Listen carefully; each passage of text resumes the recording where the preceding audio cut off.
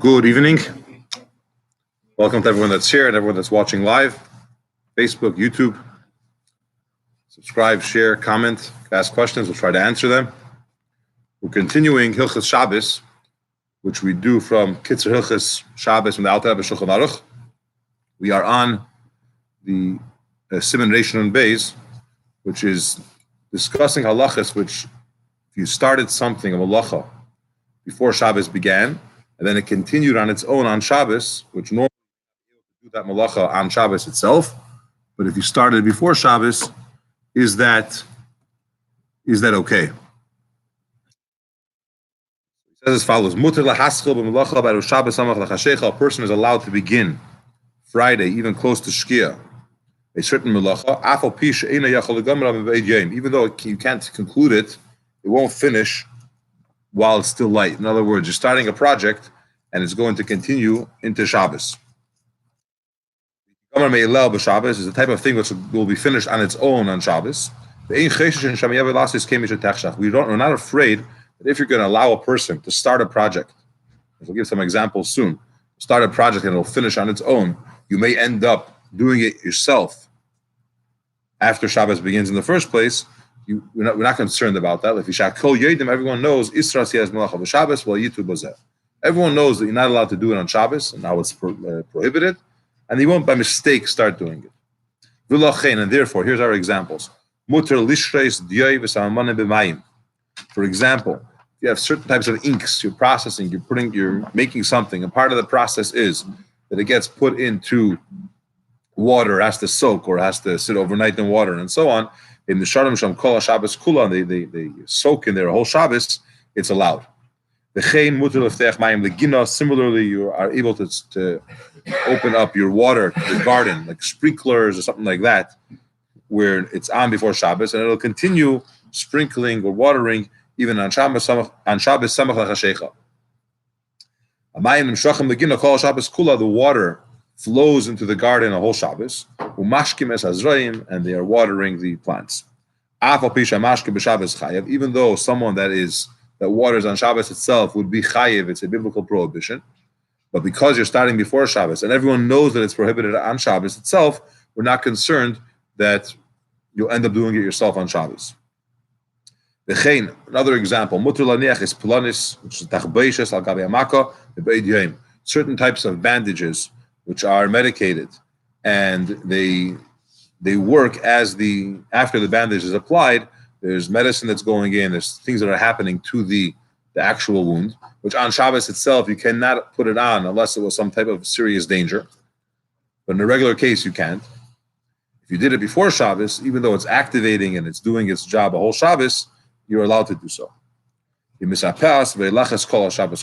it's healing and it's continuing a whole Shabbos. Even though Shabbos itself, you're forbidden to put it, but if you did it before, it's fine. Page Samach Vav. This exception or this allowance, that you could start a malacha on Shabbos on Friday close to Shkia, and you're not going to have enough time for it to finish on its own. Even when it's being done with your instrument, with your tool, with your stuff, it's your washing machine that's running. A person is not commanded that his kelim have to rest. We have a prohibition that we can't work. Our animals have to rest. Our servants have to rest, meaning slaves. And of course, as we learned before, that your employees can't do work for you either. But if it's prohibited on Shabbos, but your kelim, your tools, your machinery, they could work on Shabbos. There's nothing wrong as long as you're not operating it on Shabbos. It started before, that it's fine if it gets done on Shabbos. Even if it's in a way that the kli, it may have a different print. It's Siman Reish Nun Beis. Even if it's in a way that the kli itself does the malacha b'Shabbos me'ilav, muter la'achinai. Even if it's such a case where the actual tool is doing the work. Kigain. And here's an example.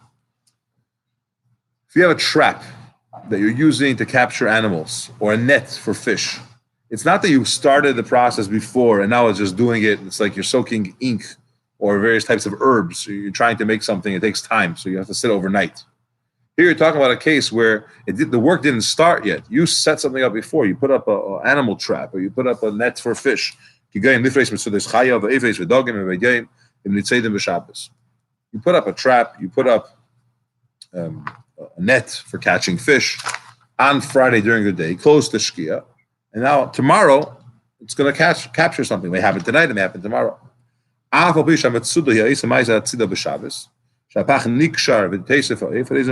the basket closes, the box, the receiver closes, and it catches a chicken or a bird, whatever it may be, it's allowed. So again, we discussed till now in great detail that you can't have someone do work for you. There's a problem with marasayin. There's a problem with a smach, because the Torah tells us work cannot be done, and be done means even if it's done on its own. But the halach is very specific. That means hiring somebody or asking somebody to do it for you. But if it's your tools, that's fine. And even in this case, Mardas Ayin would not apply here, because everyone knows that it's prohibited on Shabbos, and no one's going to say, "Oh, I'm allowed to ask someone to do it for me, or I could press a button." They understand that it's something which is not allowed on Shabbos itself. As opposed to hiring somebody, you could think, "Oh, maybe you're allowed to hire a guy." Not everyone knows how this works.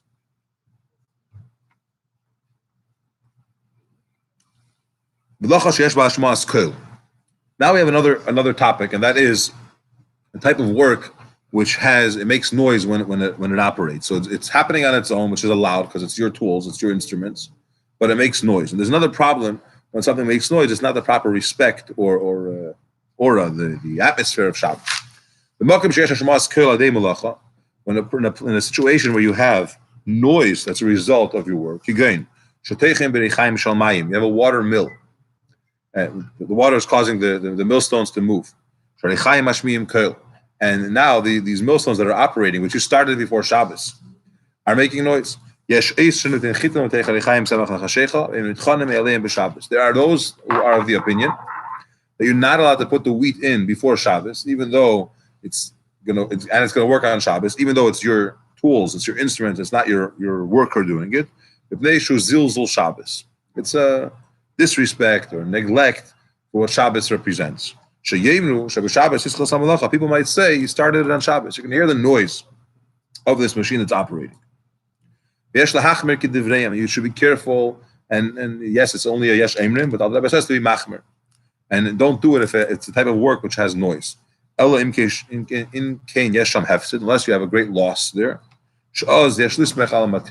Certain cases, when you're doing a project and it takes multiple days, it's chemicals that have to sit, or it's things that have to happen. Right? Maybe you're paying rent to use certain type of machinery, whatever it may be. If you're going to stop now, there's a loss involved. So because you're not the one doing it, and it's only a certain opinion which says that it's Zilzul Shabbos, the Rebbe says you could rely on that if you need to. But normally you should be strict, be machmer. Don't just let it go. If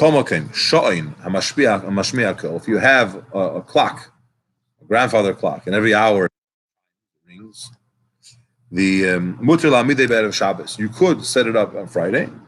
No one's going to say, "Oh, you must have set up your clock on Shabbos," and it'll be misunderstood, because everyone knows that a clock is something which you set it every day for the day. Even the wind-up clocks, you do it a day early. It goes, it does its thing, and then no one's going to think, "Oh, I set it up on Shabbos." You're allowed to turn a clock on Shabbos, the olden day clocks, where you have to wind it every day, 24 hours, 48 hours, whatever amount of time you have to a day. Everyone knows that you do it on this day for the next day.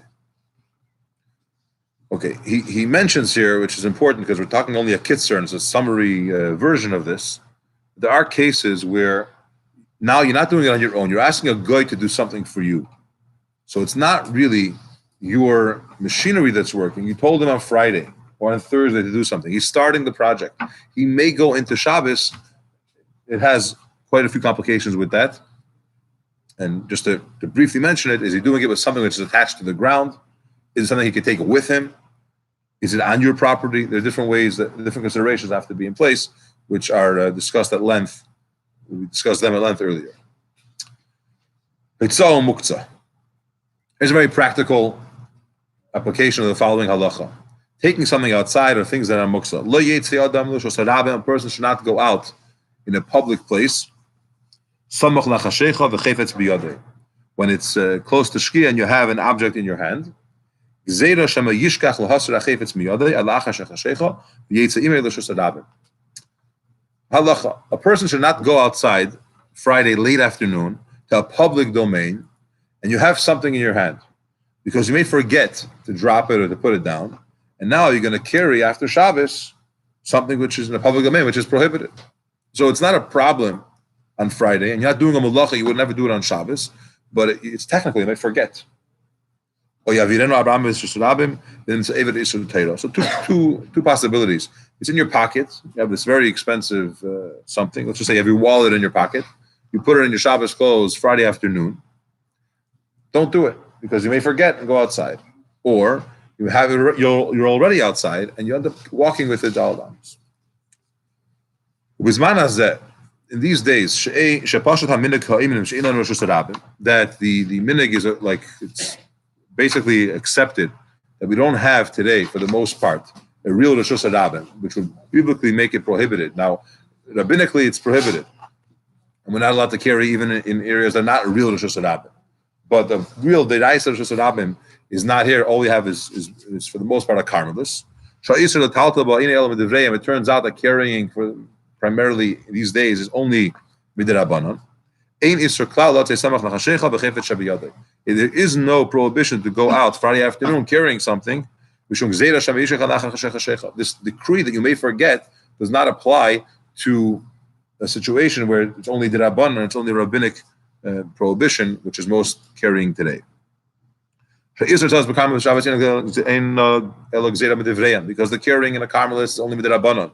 They engage in gzeira l'gzeira. The principle is you don't make a gzeira, a decree on another gzeira. So it's a gzeira of Carmelis. So we don't have a gzeira, you don't carry close to Shkia because of that. He brings here in a footnote about the whole concept of what Rosh Hashanah is today. There's a discussion or a letter written to the Rebbe about making a Eruv in Manhattan.